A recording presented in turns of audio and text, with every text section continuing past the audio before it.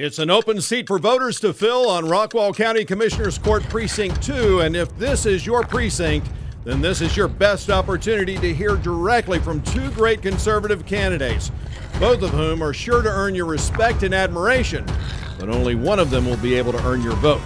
It's time for some straight talk, Rockwall County. I'm Bunker Bob Steinhagen, and this is The Bunker Bob Show.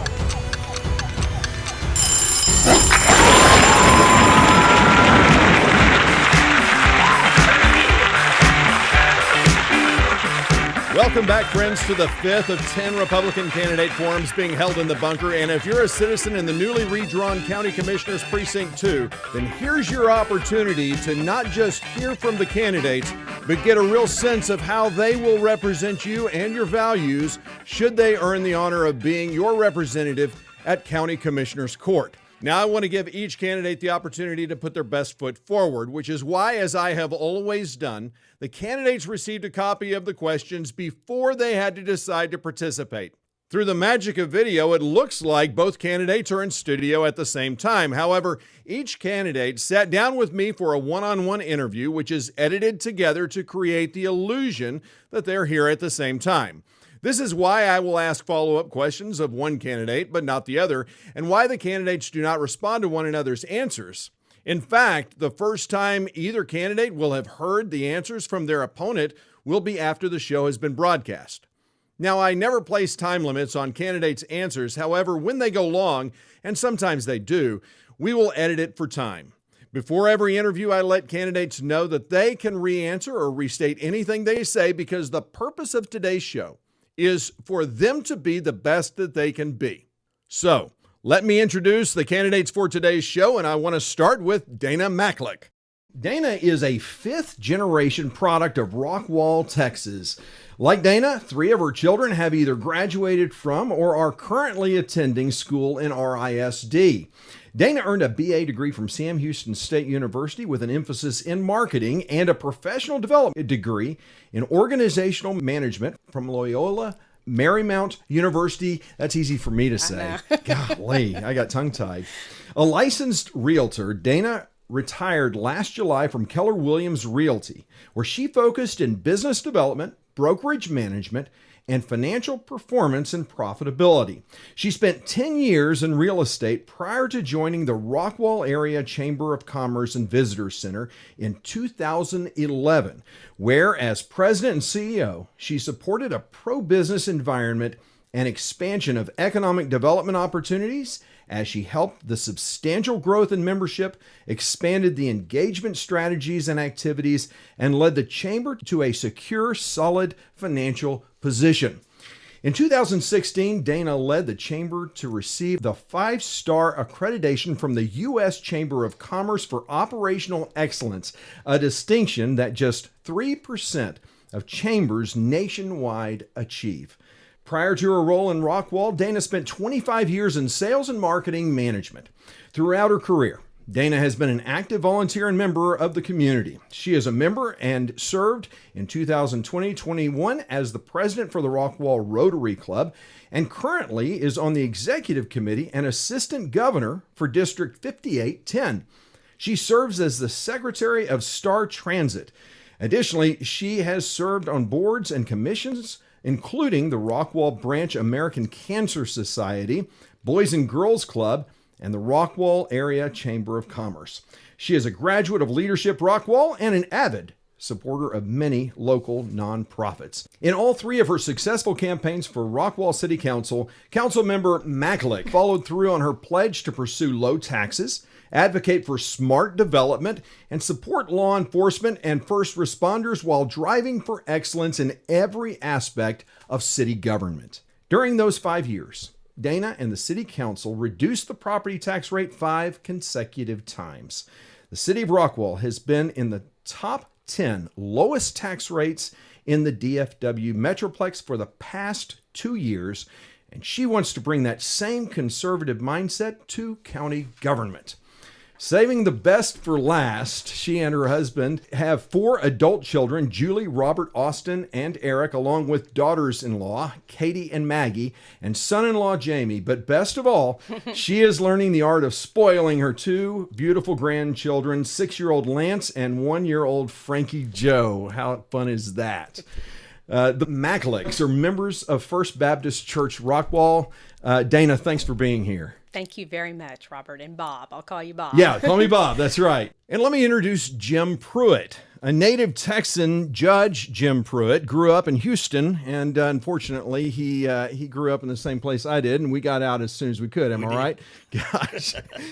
Well, where you worked at an oil refinery while attending college at night. He spent time in Alaska working on the pipeline and then moved to Dallas area, where he attended the University of Texas at Dallas, graduating with a degree in political science. He received his Juris Doctorate degree from Baylor Law School in 1984. Man, that seemed like a long time ago, but it doesn't seem that long ago, does it? Things go fast, man. They really do. Jim has a heart for service. For the last 30 years, he has served his community in many capacities. He has been a city prosecutor, a criminal courts judge, and a volunteer firefighter. As the chairman of a planning and zoning commission, he became an avid supporter of a city's right to control its own destiny by encouraging single-family residential developments. And I can attest to that because when I was mayor of McClendon Chisholm, your experience as a city attorney, you brought a wealth of information to help us kind of protect our city a little bit. So, you were a mayor as well. So that really added to your experience. Yeah, it's important to have those kind of things, because if you don't have that kind of ability already, you've got to pay for it. You've got to go outside and find somebody. And it's, yes, as you well know, it's hard to do just on the spot, getting a lawyer to make a decision on something. Exactly. So. And you had not just the understanding, but the experience to do that. So a fiscal conservative, he has also worked hard to lower taxes, remaining sensitive to the fact that operating accounts are taxpayer money. In 1994, Judge Pruitt was honored to be elected as the judge for Dallas County Criminal Court number 2. During his 8-year tenure of service to the county, Judge Pruitt was elected by his judicial peers as the presiding judge for 3 years and local administrative judge for 2. As the presiding judge, he worked closely with the legislature regarding laws that would improve the criminal justice system and was instrumental in creating the first dedicated court in Dallas to address the issue of domestic violence. He has practiced law for the past 20 years in a restored building on the historic Rockwall Downtown Square. Jim became a member of the Rockwall City Council in 2012, and in 2014, as most of you know, he was unanimously selected by his fellow city council members to replace former Mayor David Sweet when he resigned to become the Rockwall County Judge.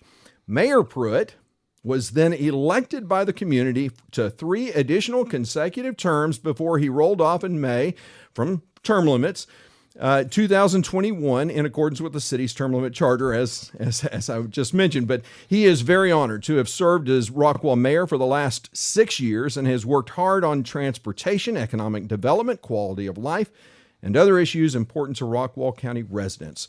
Upon becoming mayor, he immediately made accessibility a priority, instituting open office hours for all residents. He has served on the Rockwall County Road Consortium, the Rockwall County Emergency Services Corporation, and the Rockwall Airport Development Committee. He has also been very active in the development and improvement of the Rockwall downtown area. Now, is it true that when you were mayor, you doubled your salary from 0 to 0? Yeah, well, we actually, the mayor gets $350 a month. Oh, my in the goodness. City of Rockwall. Whoa, I did not realize. So I'm guessing you bought a mansion or something with that. I tell you what, it was hard not to know where to spend that at. Wow, and you had office hours. I did. Wow, that's incredible. Well, in each year as mayor, he led the effort to adopt the no new tax rate, which has resulted in the lowest tax rate in 15 years. Over the last year and a half, Jim was assigned by the 1st Administrative Region's judge to sit on the district court benches in the region. Jim has 4 children, and he and his family live in Rockwall and attend First United Methodist Church in Rockwall. Jim, it is great to have you on the show today. Well, pleasure to be here. I'm glad you're doing this. This is the kind of thing where we need to get the message out to the folks in this community, just what conservatives are about and what Republicans are all about in Rockwall. Well, I appreciate it. Thank you, Jim. It's great to have you here. The first question is, why are you running for Rockwall County Commissioner, Jim? Well, I have a heart for service, and after 6.5 years of being the mayor of the city of Rockwall, I want to continue that, and I think I bring some experience, and I think experiences matters in these kind of things, and I can bring that level of conservatism to the Rockwall County Commissioners Court. And I think I asked you this when you told me you were thinking about running. I said, why on earth would anyone want to be a county commissioner? Because it's pretty much a thankless job. It is. So, you and I talked about this a while back, and you made a statement concerning being with your kids and being home with your kids. Yes. My youngest child's the same age as your daughter. Oh, wow. Okay, 13. And wow. So she's at Rockwall High School. Okay. And so I just wanted to stay home. I didn't want to go and do a state office or that kind of thing. Now, you made some comments back during that time, and I took that to heart that, it's important. I'm enjoying things that I didn't enjoy with my 3 other children who I was too busy working to do a lot of things with. But as you know, I traveled. My job was traveling and those kind of things. So I'm glad to be here in Rockwall. And for 6.5 years, I've been right here being the mayor. And I just want to continue with that. As you said, term limits, took me out. Term limits are a great thing. Yeah. For people that make money decisions and administrative decisions, I think they ought to be implemented everywhere. Especially in Congress. My gosh, we wouldn't be dealing with Nancy Pelosi right now had we had term limits. No kidding. Yeah, wow. Excellent. Well, thank you very much. Dana? Well, I think that Rockwall County needs to have a conservative leadership to manage the growth of the county and to make sure that we keep it safe. I think. What do you mean by keeping it safe? Okay. Isn't it safe already? I mean, we are a safe county. We do have safety, but we are growing also. So managing the growth and making sure we keep our county safe. Yes. Okay. So I think we need to make sure we have a priority on our public safety and our law enforcement. I'm a 5th generation, as you know. Yes, you are. In my bio. My father, my grandfather, starting with my grandfather, my father, and my uncle, they were all peace officers in this county. Really? So I support law enforcement and as well as the public safety officials because I recognize the need for that and supporting that with the growth that's happening in our county because they were part of helping to build strong and safe communities. That's the first reason. Yeah. But I'm also a fiscally conservative steward of the taxpayers' money. And as you noted, I have on Rockwall City Council every year, I have voted to lower the taxes. And I want to keep the taxes low in our county as well. I'm a businesswoman, and as you mentioned again, I support the pro-business environment. When I was with the Chamber of Commerce, I made sure that we created initiatives to help foster that pro-business environment, and we saw incredible improvements with the businesses as we began to put the engagement and the activities for the city and for their businesses. How exactly did you grow the membership? I mean, because when you got there was a lot of business, but it wasn't like it is now. So how did you grow that membership? That was part of the strategy when I was approached initially to be considered for the position. There was probably about 350 members with the chamber when I took it over in 2011. And when I left in 2017, we were over 1,000 to 1,100. Wow. So that's incredible. Yeah. So part of what you're why you're asking that is that you have to give them value. They have to be able to see that it's not just about the $300 or $400 or $500 of their membership, annual membership. They've got to be able to see that there is a value there. So part of what I did is, first off, I always look at best practices and I get engaged in the industries that I'm in. So I stepped out, got involved with both the the North Texas Chamber of Commerce Executives, which then led me to leadership opportunities with the Texas Chamber of Commerce Executives Board of Directors, which then led me to the opportunity to be asked to be on the Texas Association of Business in Austin. And all three of those steps over those 5.5 years, 6 years with the Chamber, that really did help me to make sure that I was bringing back and educating the businesses and giving them value and opportunities for their businesses to grow. When you ask why am I running for the county commissioner, it has to do, and we've talked a little bit about this, and I know we're going to a little bit more, but we need to address our traffic congestion in this county. And that is something that is near and dear to everyone that I talk to. Yeah. Because, we don't want to spend as much time in our cars in traffic, because I'd rather be spending time, as you mentioned, I'd rather be spending time with my grandson and with my husband and the people I love. So I am running because we do need to get a handle, and we need to have some very strong strategic plans that will help address our traffic and our mobility and connecting it all together in this small little county. Yeah, small but not small, right? Correct. Thank you, Correct. Dana. Thank you. Next question is, do you have a faith? And if so, what is it? And how will it guide you if elected? Dana?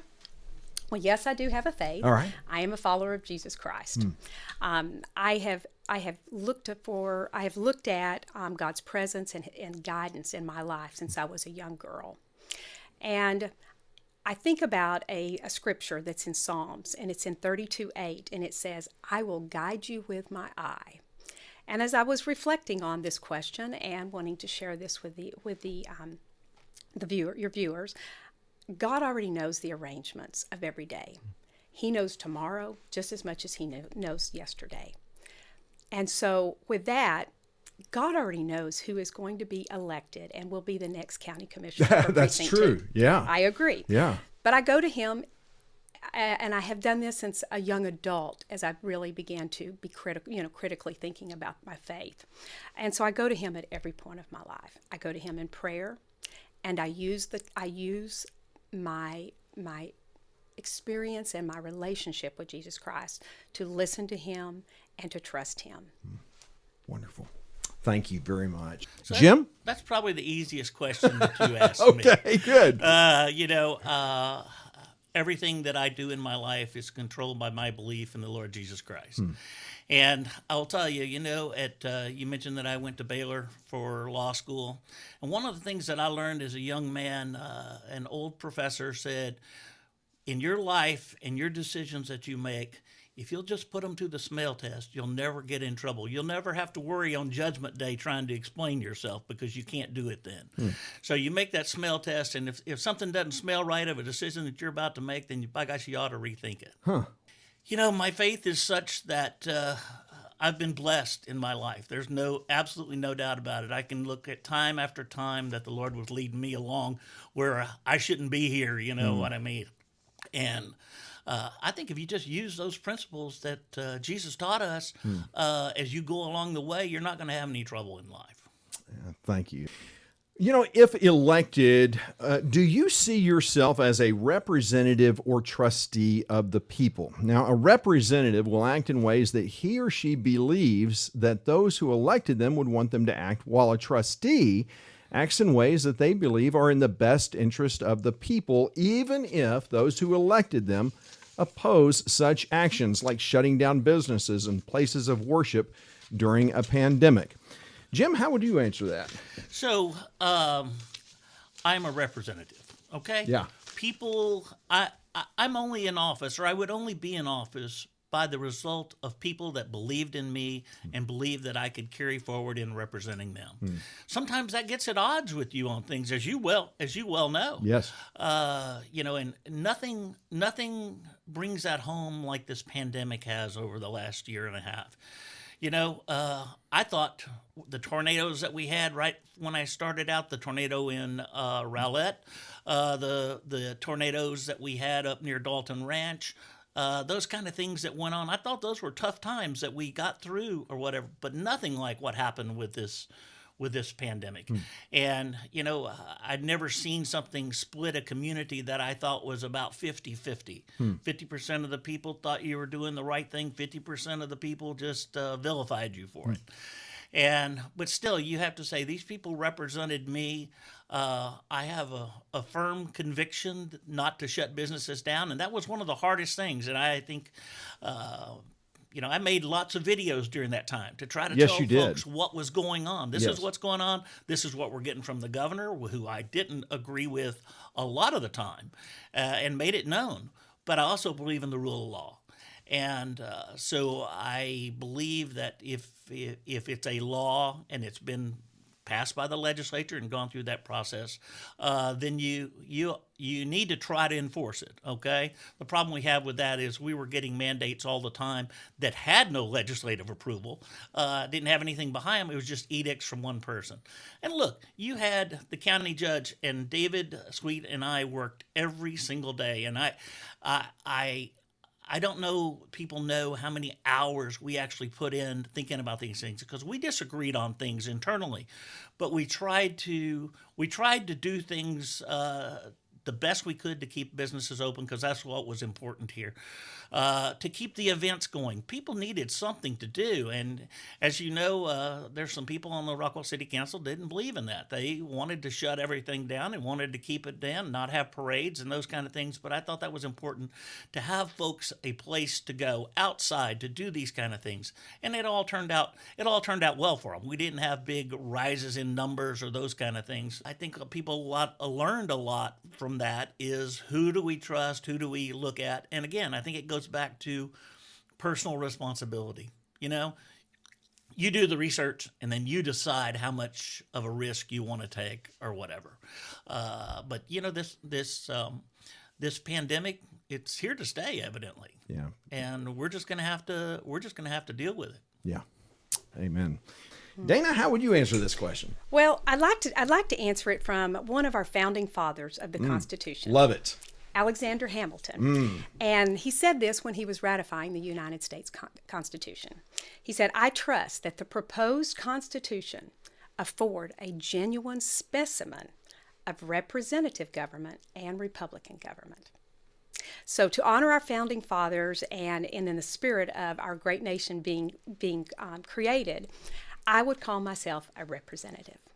And I'll tell you why and how that would look for me in the county commissioner. Okay, I think the voters will elect me to make their policies, and and to enact laws, but in their best interest.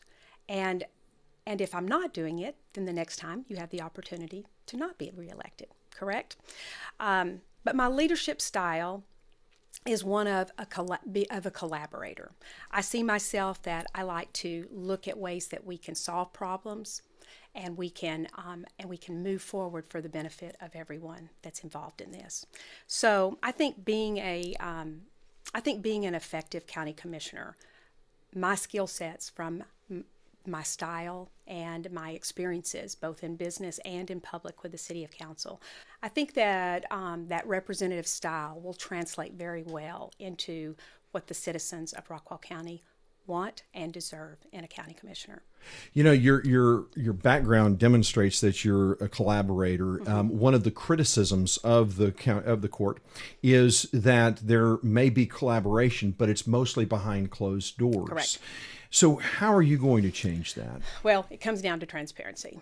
And I do agree with you, because really elected officials need to be transparent in everything they do. But there does need to be collaboration, and there needs to be communications, and there needs to, and I feel like as when I'm elected county commissioner, I will be reaching out to the constituents, whether it's in precinct 2 or any other precinct in our county, and hearing their concerns and making sure that we are looking at ways to propose solutions for a consensus for everyone.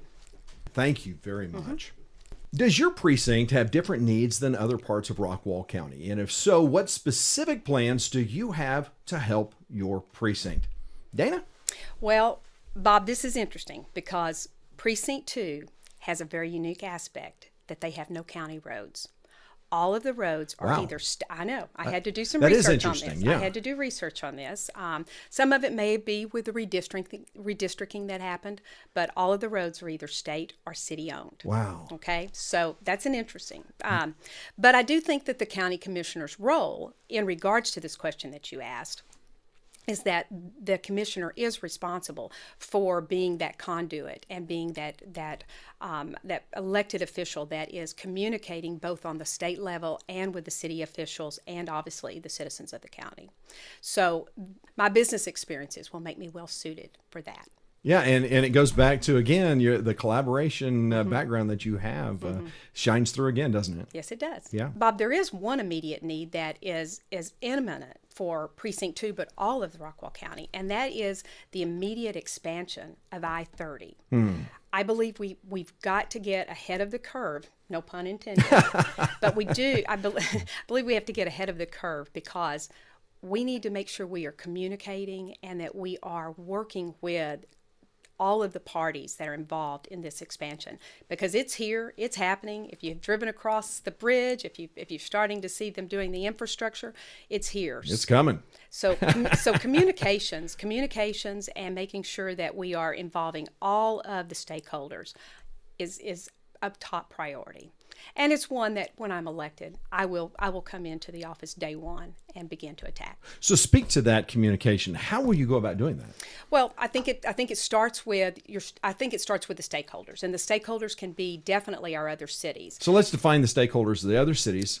Well, the stakeholders start with your elected county officials and employees of the county that are affected. It is also all of the cities and their elected officials. It includes TxDOT, obviously, and it includes the North Central Texas Council of Governments. And most importantly, the constituents. You've got it. Right. You got it. So and so that transparency that we talked about a little earlier is important, because we have to make sure we're keeping the plans transparent and that we're making sure that all the neighborhoods that may or may not be affected, that if for some reason their local elected officials haven't kept all of either haven't known about the activities or maybe missed a meeting or something, the county commissioners, then they need to step up and they need to make sure that they are involving the community as well. So being a resource for constituents to know what's going on and where you are in the process. That, I think, being the resource is a great point, because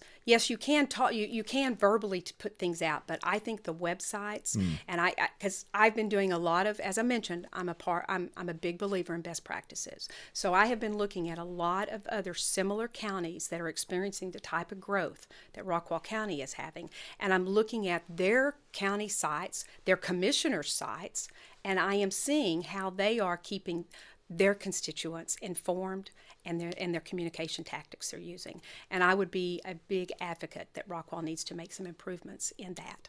So while we're on the topic of communication, what do you think of the county website? I think it has opportunities. That's a nice way of saying it can be better.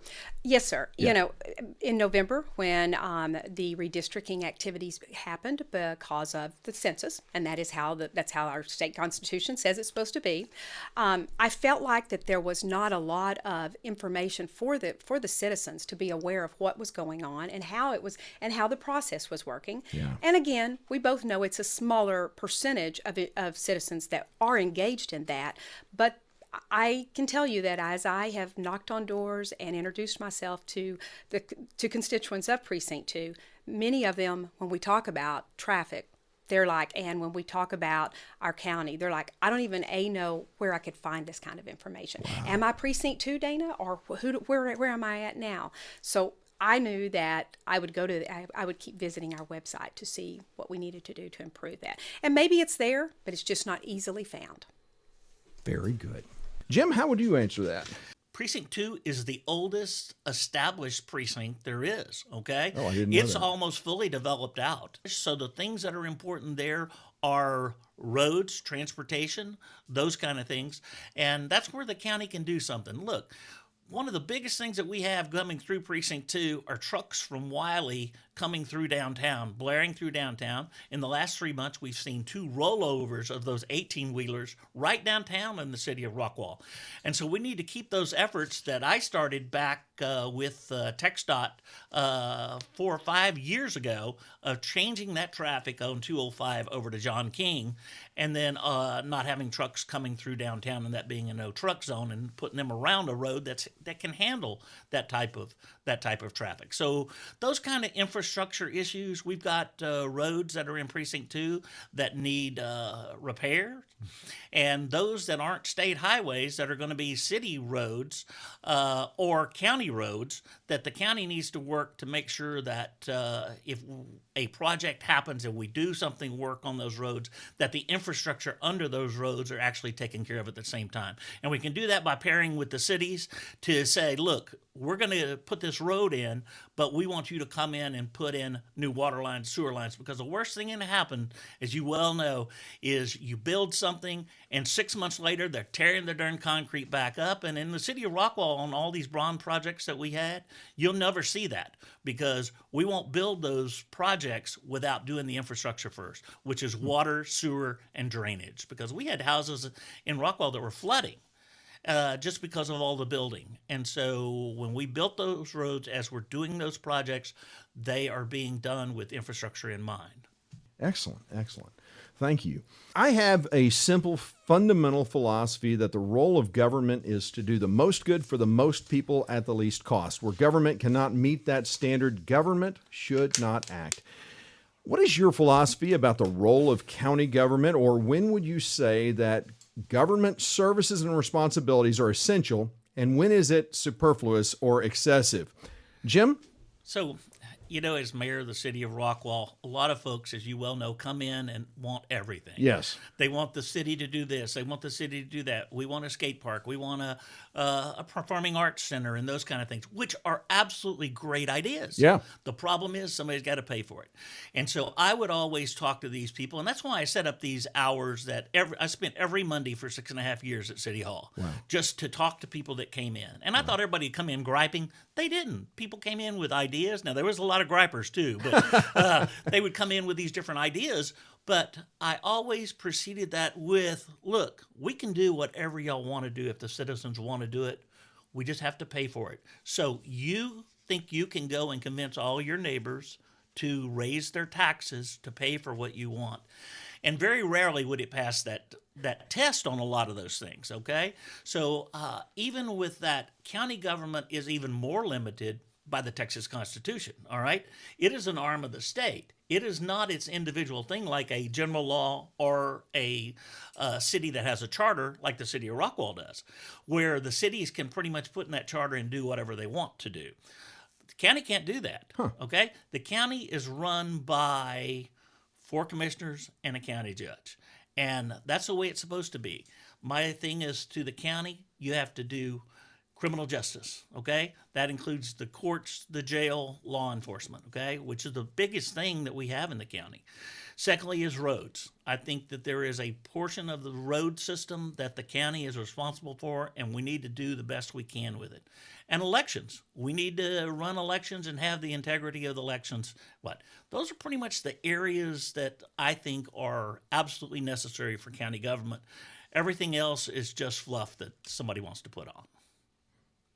Gosh, I love that answer. Dana, how would you answer that? Okay, that's a good question. First off, we need to recognize that the counties are the functional arm of the state, okay? And there are activities and services and responsibilities that the county is supposed to provide. By statute. By statute, Yeah. you are correct. Right. And they are supposed to deliver those essential core services to the citizens. And that should be, when they're doing that, that should be creating a thriving community for their county, as well as helping to improve and enhance the quality of life.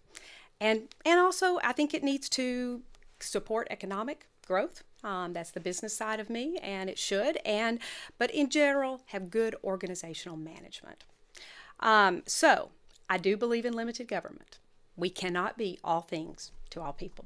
Good to hear. Okay. County resiliency is a direct factor of how strong the county's economy is. And we are fortunate that Rockwall is a strong county and economically. Now, with that being said, I think county government can be prone to inefficient procedures and operations. Okay, I think we can all say that. Yes. I think that there are probably some county programs that there may be they may be resulting in poor operations, or they're duplicating in other places. So I would support an analysis that addresses the county's projects and programs. And what I mean by that is that we would look for it to demonstrate very clear and observable cost-benefit analysis, okay, and cost savings. And if we don't see that, then we probably would want to take the next step of looking at how that can be improved, or if it's not needed or necessary at all. Very good. So what areas of the county budget do you believe needs to be cut back or reconsidered? Dana, how would you answer that one? Well, I think we need to approach our budget like we do our personal spending habits. Okay? And so It's kind of unheard of in government, though. I know, but I want you to think about it, because we think long and hard about making large investments, okay? We make sure that we're going to be able to see the payoff on it, and that we will see possibly an ROI at some point, like our homes. But we don't think anything when we pull out that credit card and we swipe that credit card to go out to dinner, or when we want to make that impulse buy when we're checking out of the grocery store. So we have to know that and at the end of the month, we know that all those little things, they add up. Yes, they do. Okay, so that's kind of where I'm at. I would like to see the county budget look at how we can dive down into all of those little things and see if we need to have some of our spending put in check. And Anything in particular Yes. that you've seen? Well, one way I have done it in my business background is to initiate zero-based budgeting. Okay. Okay, so you see most government and even for-profit businesses, they look at their budget from the previous year, they apply a percentage for the next year, and that's how they operate. I think if we look at a policy of zero-based budgeting, and every year the leadership in the county and the directors, they start out with zero, and then they have to justify their budget. It has proven well in a lot of large corporations that are Fortune 100, Fortune 50 companies, because that is how they approach their own budgets. So every year, every department has to justify why they need that budget again. Well, on the onset, that is my thought, because I think that's how we look at the spending that may be able to be considered and maybe eliminated. But that would be the problem with that is it holds government accountable. And is that really what we want to do? I think we do. Okay, all right. Well, just clarifying. I think the taxpayers would appreciate that. Okay, They just might. Yeah. I think they might. And I think though that it will mean that we'll have to have some strong leadership on the commissioner's court so that we can hold our department heads accountable. Okay, but my background in business would serve the citizens well, because I have practiced that policy in a number of times with various companies that I've worked with. Yeah, good. Excellent. Jim? All right. Well, let's just go back to an easy one, is commissioners giving themselves pay raises. All right. We went through that just recently, okay? Wow. Look, they knew when they signed on for this job what it paid. Yes. Just like I knew that I was going to get $350 a month as the mayor of the city of Rockwall. I know how many hours I put into it, okay? Wow. I knew going in, all right? And what's funny is my predecessor in this thing gave himself a $20,000 a year raise. And voted it in. The problem with that is county commissioners pretty much have unbridled. If you can get 3 votes, you can pretty much do whatever you want to if it's within the Constitution. Wow. In the city of Rockwall, our charter doesn't allow that. Our charter says if you want to raise that $350 a month for the mayor, you can put that in but you got to wait until after he's up for election the next time before it goes into effect. Wow. So it gives you a chance to throw them out if you don't like what they did. So that's why you don't see any of these changes going on, because the voters and the citizens that you represent get to decide how much you get paid. You don't get to decide that on your own. So that's one of the areas that I think needs some work. Love it. Love it. Thank you. Do you support government funding or tax abatement incentives for private ventures like local restaurants, stores, technology companies, or even professional stadiums? If so, what limits would you put in place to ensure that government is not picking winners and losers? Jim? I don't think that the county has business in being in private investment like that. All right. Cities are very well equipped to do that. They have the power to levy that sales tax. In Rockwall, our Economic Development Corporation has been great at attracting businesses with incentives and those kind of things. We never incentivized retail, though. It was always the more manufacturing business and those kind of things in our tech park that the EDC did. So I think that's a valid place for cities to go and their citizens, if that's what they want to do. But as far as the county goes, we shouldn't be picking winners and losers, and we shouldn't be using that limited tax money that we have through ad valorem taxes, because let's face it, that's the only place the county gets any money from. Yeah. It's not like the sales tax. I mean, how in the world could, in the city of Rockwall, we lowered these taxes, lowered the tax rate every year so much, and still been able to put in all these fire, police, and all those kind of things that we did? It's because of sales tax. And the county doesn't get that. So then we have to be very frugal with, we're talking about ad valorem tax money. And as you know, it's almost impossible to live in your own house now. Yeah. And some folks can't because of the way the taxes have been. Yeah. I had a candidate on, this was last campaign season, who was running for, I think, city council, who talked about the fact that an Amazon is coming to the Rockwall. Is that right? Yeah, it's not a big center, but it will be it's a distribution center? Distribution center. Okay. Yeah, but not the big distribution center like you've got down there at Ferris or down south, where they're talking about having to redo the roads and all to accommodate it. Okay. So I think this will be more of a regional kind of a. I see, and so it'll basically serve this kind of more rural areas of the state. Probably of Rockwall, Hunt County, Kaufman County, that kind of area. I see. Okay, very good. Thanks. I appreciate it. Dana? Okay, so when I was the CEO of the Chamber of Commerce and worked closely with our Rockwall Economic Development Corporation, that was a common practice with the development of the technology park. And most times it made sense, okay? I then took that, and then with my experience with the Texas Association of Business in Austin, that is even a more common practice from a statewide, as well as in large cities that have a very strong strategic plan for their economic development sectors within their cities. So I would say that there are pros and cons to your question. Okay. But I will say that Rockwall County should probably approach that on a case-by-case basis and with caution. And I've got some facts that I wanted to share with the viewers. Please do. Because I think it's important. Yeah. So the escalating use of property tax incentives over the last 50 years has resulted in over billions of dollars that have been spent. And there is little evidence that those economic benefits, that the tax incentives were an effective instrument towards economic development. So the ROI was not there. It's very difficult to get there sometimes. Gotcha. And it's cost the state, but it also has cost the state and the local government, I would say, millions in foregone revenue. Yes. And billions, perhaps. Yes. There are a couple of obstacles that all economic development corporate groups encounter, and one of them is that the reality is that the incentives are unlikely that they are going to make a big benefit to the business on their major budget, because the property taxes are a low percentage of their cost, and especially when you're in the manufacturing sector, which is what we have. We have a number of manufacturing groups in the tech park, and a lot of the manufacturing groups that also approach both state and other local cities as well.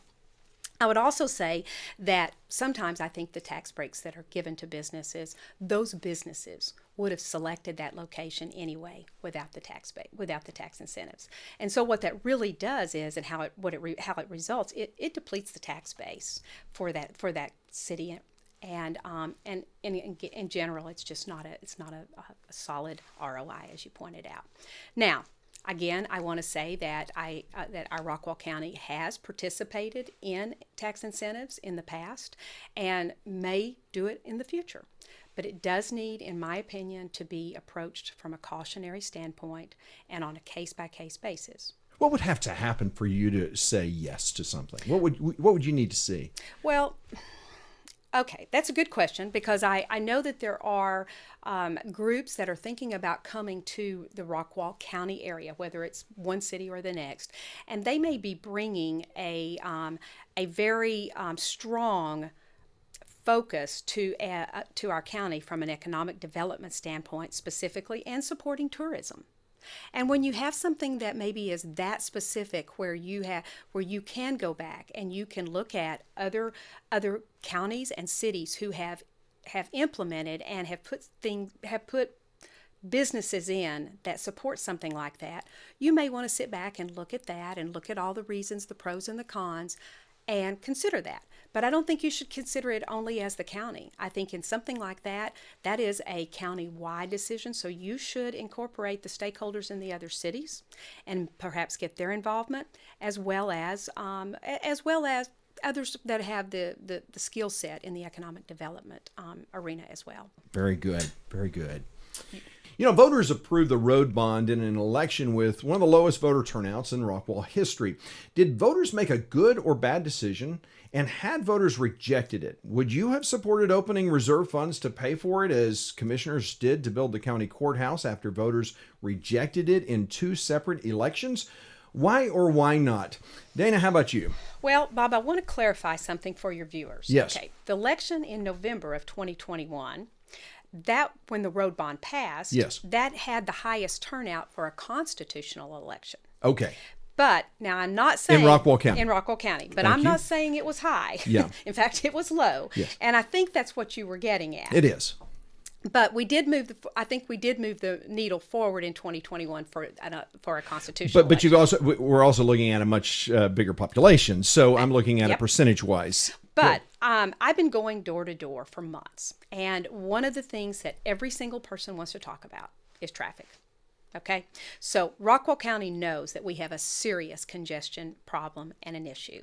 So with that being said, I think whether the road bond is a good decision or a bad decision is going to be vested with how the county commissioners court, the commissioners is going to be vested in how the commissioners court the actions that they take. Okay. What do you mean by that? And what I mean by that is, I think that transparency, that's going to be top of mind.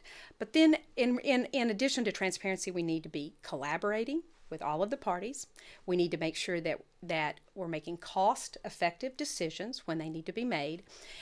We need to respect our neighborhoods and listen to what the citizens are saying. And last of all, I think, which is extremely important, how does it affect the quality of life for Rockwall County and the citizens? Very good. Jim, how would you answer this one? Well, first, if you ask the voters their opinion of something and they give it to you, you darn well better go along with it. Okay. Amen. And so let's just start with that. That goes along with you being a representative. Absolutely. Yes. Absolutely. Yeah. If they don't want it and they don't want to pay for it, then by gosh, we're not going to do it. Amen. You know. So let's go to the road bond, though. Yes. And even though the consortium with the road bonds have all been a great thing for Rockwall County in trying to do some of these roads that we would have never gotten done had we not had that money to put up to do some of the planning to begin with, okay? And get shovel-ready projects, and that's what the state wants. And I think why you're seeing some of the projects that we've gotten in Rockwall through the road consortium is because we have spent the money to say, let's get this project ready. And then when the state comes back and wants to do something, I-30 is a prime example. Why do you think that those bridges are going across the lake right now? They're putting in the pilings for service roads on either side of the lake going through Lake Ray Hubbard. And the reason being is because Dallas fought over, they couldn't agree amongst themselves as to what they wanted. So what happens when that happens and the state has the money? It's like, let's go to the next project. And Rockwall, we're ready to go with it. And you had a community that says, Absolutely. We have got to have relief on I-30 because if that bridge goes down, our entire city goes down. Yes. We can't get fire trucks, ambulances. We can't do any of that to the neighborhoods because people are trying to get through to go to 66. And so those service roads were absolutely necessary. And we fought so hard to get the state to do that and the state to give Rockwall a exit ramp that wasn't before Dow Rock was where they wanted to put it. But let's go back to the bond thing just a moment. Yeah. Although the citizens said, we're going to approve, and I must say it was by a narrow margin, Yeah. approved the road bonds, what they didn't say was when and if you have to issue them. Okay? Okay. And that's what's important because the Commissioner's Court gets to decide, do we fund this project? Do we sell those bonds? And how we pay for those bonds. I'll tell you how we did it in the city of Rockwall. If you'll remember, 2-3 years ago, we had an $80 million road bond project. And that was the only thing on the ballot because I had said, if there's anything else, I'm not going to be for it. Okay? Yes. This is needed things that we need because we had infrastructure that was falling down all the time. So what we did is went and prioritized all those roads, okay, and said, this is the one we need to do. This is the one we need to do. This is the amount that's going to cost. And then the council, as we sold it to the voters, was we will not issue 1 penny of debt until another bond is paid off before it. Wow. So we kept the same amount of debt, but we did not have to increase the tax rate at all to pay for any of those projects because of that. So that's what I'm saying. In this sense, the county can say, okay, well, we're going to go along with some of these things. We've got the authorization for this money, but we're not going to issue them until we get debt that's paid off on some of the other projects. And so that's what I advocate. One of the criticisms on that was that and I'm speaking from, for instance, Mayor Elam, Councilmember New, their concern was that they were, number one, not really included in that process, and number two, that the list of what it was going to happen and the price point was not accurate. If elected, will you go back and make sure that list is tightened up and that mayors like those from Heath, that they're going to have some contribution into how those things move forward? Yeah. And that's why each of us had a representative on the consortium. Yes. The 6.5 years I was on there, Heath had a representative on there every single time. Yeah, Councilman just New like was me. one of them. He was. Yeah, and It's been a long time. he said, and now I did not serve on, that was the one thing I didn't do when I was mayor. I was on the Emergency Services Board, but what Councilman New was expressing is that it was more like window dressing, that he didn't feel as though there was really much contribution being made by those who were on it. It was just kind of, like I said, window dressing. What's your perspective on that? Well, you know me. I was not quiet at most any of those meetings, okay? Right, Especially right. with the consultant. Well, you never was are. trying That's to tell true. us what we wanted, what we needed, okay? Yes, sir. And there's value in that. Yeah. But nobody elected those consultants, okay? Right. And so it's those elected officials there saying no. And if you don't like it, then you get another consultant. And that's what I said about this. They were talking about some of the monies going to pay for the consultant for these projects. Nobody said you had to have that consultant. So on each of these projects, when they come up, absolutely, we need to have public input on it. We don't need to just throw them on there and say, okay, we've made this list, y'all go out and do them. Each of these projects, as we get ready to do them, need to come in and be evaluated again. Are the needs the same? Because I guarantee you, projects that they had 20 years ago, most of them were still needed, but some of them weren't. And so we abandoned some of those projects from years past. Wow. Or changed where they said there should be a 6-lane road or a 4-lane road. We kept them on 2-lane roads or 4-lane roads. And so, yes, every single project has to be evaluated. Traffic is not going to get any better at 205 or Ridge Road and 30. No, it's okay? not. It's as good as it's going to get right now. Okay, I hate to say that, but Yeah. it's sad. But we've got the outer loop coming. That may get a lot of that traffic of people that are passing through Rockwall to go down. That affects McLennan Chisholm greatly. Yeah. Where the plans for that road go through. But those are the kind of things that we need to plan now. We need to talk about. We need to set aside land so that folks aren't surprised when a road comes up and a developer has sold them a bill of goods saying, "Oh, at one time, they talked about this road, but John King's a prime example of that." Yes. Where folks are saying, "Well, y'all didn't tell us that you're going to have a lot of cars on this road." And of course, you see the right of way, and you knew that's what. That's what was coming. And it is helpful to understand. When people people criticize that, well, the county had established, well, this road is going to be fixed, but it's never happened. It sounds like it's really more about, well, because it's been reevaluated, and at this time it's not ready. It's not the right time for it, or we may need to reprioritize. Is that basically how that works? It is, or it's just so expensive that we're never going to be able to fund it. Okay. Without some help from, and that's one of the problems with the getting the money from the state. If it's federal money that's passing through the state to the counties, okay, which you have those funds coming from the Department of Transportation at the federal level, and then you have the state money coming through the legislature to us. Well, those federal funds come with a lot of strings. Oh, a lot of strings. Yeah. That's why you see it's. I think it's kind of silly, but you've got a bike lane that runs from Horizon down to Tubbs Road, over there by Kroger. Yep. That's the only bike lane that was there, and so I know I got voted against on that because the state says, okay, well, you can either put in a wider road, okay, and take that into account, or you can put the bike lane in. Yeah. And I'm just like, well, what good is a bike lane through this one little tiny area going to do anybody? So anyway, that's the kind of thing. You get those strings and you have to do it. You have to put in sidewalks. You have to put in sound barriers. You have to put in all those kind of things that the federal government requires if you're going to take their money. Yeah. Sometimes we just need to tell the federal government and the state we don't want your money. That'd be refreshing.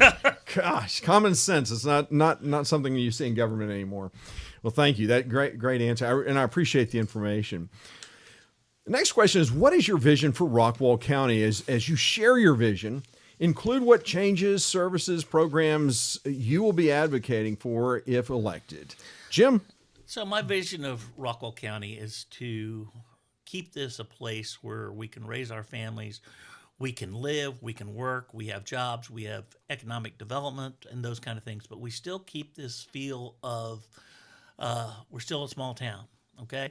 And being the smallest in the state of Texas, we're always going to be a small town, okay? Yeah, Even though we may have, in the city of Rockwall, we have 47,000 people now. Wow. In the city, and it's a big town. But I think people are moving here because they get that feeling. It's not like in Dallas or in Garland or in Mesquite, where you just got people piled on top of each other. I know y'all fought a lot of development. I've fought a lot of development my entire life. Okay. Yeah, you have. I can attest to that. Yes. One of my big things early on in my life, I bought a place out in the country when I lived in Sunnyvale. Yes. I had 30 acres out there, and all of a sudden, Highway 190, they've decided it's going to come right through my pasture. And I'm just like, y'all got to be out of your minds. And so we fought that, just like we fought the tollway in north part of Rockwall. If you'll remember, the Tollway Authority was coming in and putting that in. I remember David Sweet, myself, Bob Hall, we all went to those meetings in Wiley and told them, heck no. The mistake they made is they dropped it down to appease Wiley. They dropped it down into Rockwall County. And when that happened, we just got everybody saying, we're not going to put up with this toll road coming through. And that's why we don't have any toll roads in Rockwall County. Wow. But back in Sunnyvale, Highway 190 still hasn't gone through Sunnyvale, and that's been 30-something years ago. Wow. Well, that is, and when you think about keeping that community feel, are there ways that the city is intentionally working to, or excuse me, the county should be intentionally working to do that? Sure. Let's talk about your precinct, okay? Okay. Because this doesn't affect Precinct 2 as much as it does Precinct 3. We have just been inundated with water districts, yes, with MUDs and PIDs and all these kind of things. Which, by the way, Rockwall, the city of Rockwall, you guys don't have any PIDs, you don't have any MUDs. We do not. And by gosh, there's a reason for it. There is a reason for it, and we just pretty much said it's not going to happen.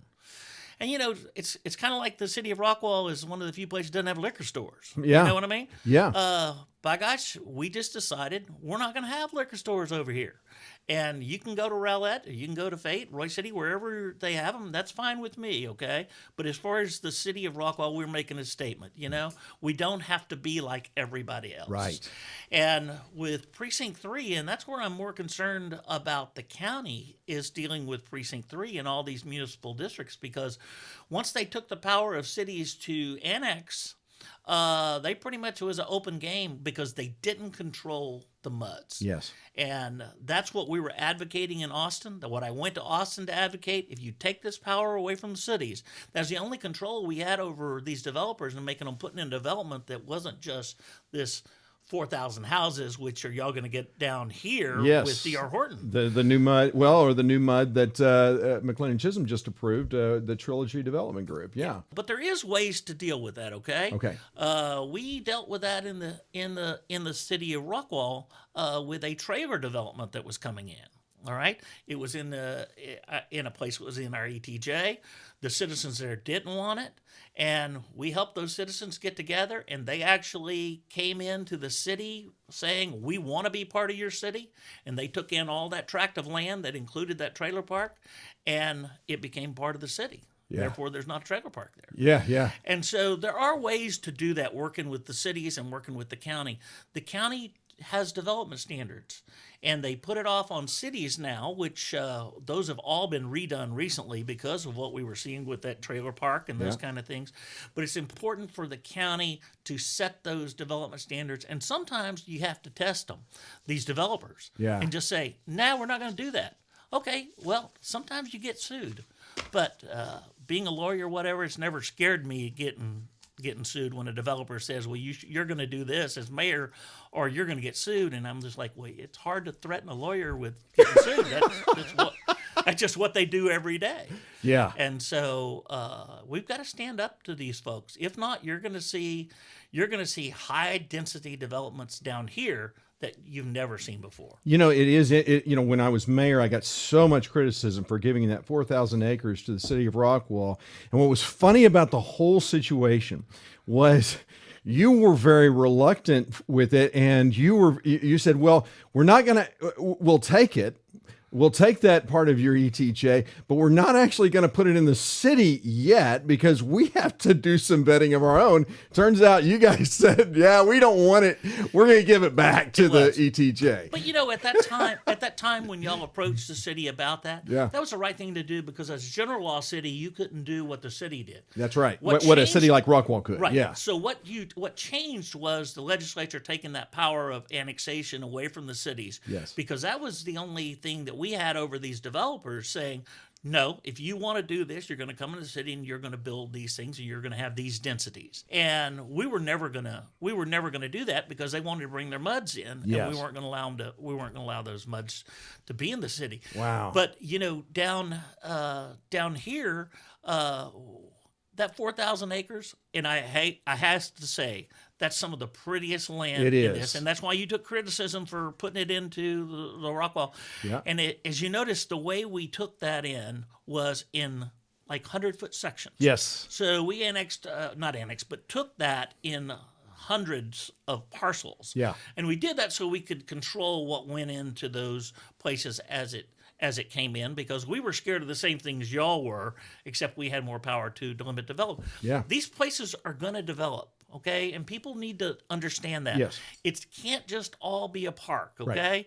Right. In our city, every time somebody doesn't want something, they say, make it a park. Right. Okay? Well, we got plenty of parks in the city of Rockwall. But you have to realize that as to these developments that come in, that 4,000 acres, we had courted some businesses, and but it not like Dale Webb, but it was that same kind of deal, okay, where it was a senior community where the golf course, all this kind of stuff would have no impact on the schools whatsoever except positive money. Yeah, money. Yeah, exactly. And we went through this whole deal and met with those guys and pretty much had a deal going until these. and we have 3 or 4 developers on that 4,000 acres. Yeah. Once they heard that we were trying to court these other stuff, they raised the price of the land up so that the developer said, I can't make this deal work. Yeah. And so what do? You get the Dearborn development that's going to go on there. Yeah. I don't know how folks feel about that, but we have some D.R. Horton tell you. developments in Rockwall, and I ask people to go through and look at some of those developments, Yeah. We're in this for the long term. It's like with roads. We're in it for the long term. Roads don't get built overnight. And with term limits, I knew that I would never see some of these roads that we were talking about, you know. Yeah. But it's the right thing. It is. It is. Thank you very much. Dana? Okay. Well, as you mentioned, I grew up here in Rockwall County, and You've seen a lot of change. Well, yeah.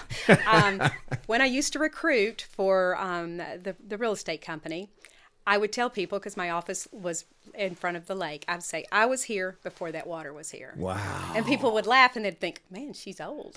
Well, I am old. But anyway, that I was bet kind you of some funny. people didn't believe you. Yeah. And as a young girl, well, man, I don't know about that. Yeah. But as a young girl, I remember when the lake was being built. Wow. So that's just a little tidbit That's for you. incredible. But I do believe Rockwall County is the best county to live in and to raise a family.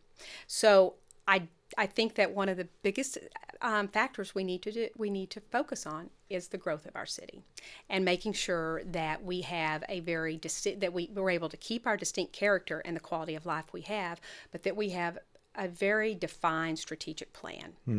So allow me to give you 3 of my guiding principles that I want to focus on. And the first one is to have lean, efficient government. And what I mean by that, I think our local government needs to be responsive. I think that we need to make sure we are always efficient and that we're transparent. Okay? And if we do that, we will gain momentum with the citizens of our county because they can trust us. Okay? I think we don't need to take on any new debt, and I think that the increases in tax revenue will help us to lower our county taxes, because I want folks to know that we all work hard for our money, and we want to know that our taxes are being spent wisely, and that's important to me. I know how to balance a budget, and I know how we need to cut costs, and I know how to manage to the bottom line. So when I'm elected, I want to make sure that we are reviewing all of our processes and procedures in regards to that, and we are maximizing the efficiencies in each of the areas for our county. Okay. Then the second one is safe neighborhoods. And what I mean by safe neighborhoods is, as I have visited with our top leadership in our county from a law enforcement standpoint, I think we need to leverage the technology and the communications and the support that both the county and the different cities have as far as in the law enforcement agencies. So that's one of the areas I'd like to explore and look at. And I want the viewers to know that I support our law enforcement and our public safety, and I want to make sure that they have all the tools and the training that they need so that they can keep our lifestyle, they can keep our quality of lifestyle, but they can keep our neighborhoods safe and secure and strong. The third principle is about smart leadership. And we touched on this a few minutes ago, but it really does involve that the leadership goes way beyond the county commissioner's office, because it really involves each and every citizen. And as I mentioned a few minutes ago, it involves our county leaders that are not elected, that support our county functions and our programs, and so I want to make sure that we bring those type of smart leadership opportunities to everyone, and that we are working together and we're growing and we're building our county in a very strong and strategic way. Thanks so much. Well, I hope this has been helpful for you as you've heard from each candidate where they stand on the issues, and they've answered some pretty tough questions and done so they've been very forthcoming with their answers, and I appreciate both of you for taking time to talk straight with voters of Rockwall County. And now I want to give each candidate the opportunity to explain to you why they are the best person to entrust with your vote. And with that, Dana, take it away. Thank you, Bob. First off, thank you for allowing me to be here today Yeah. and asking these questions and your time. Yeah, I you appreciate you. I am a lifelong Rockwall County Republican, and I am determined to protect the way of life. I've lived here for 5 generations, and I have watched this community and this county grow from a very small county to where we are right now. And I believe that I have a very strong business and leadership background of over 30 years of working in both corporate America and for both profits, not for-profits and nonprofits.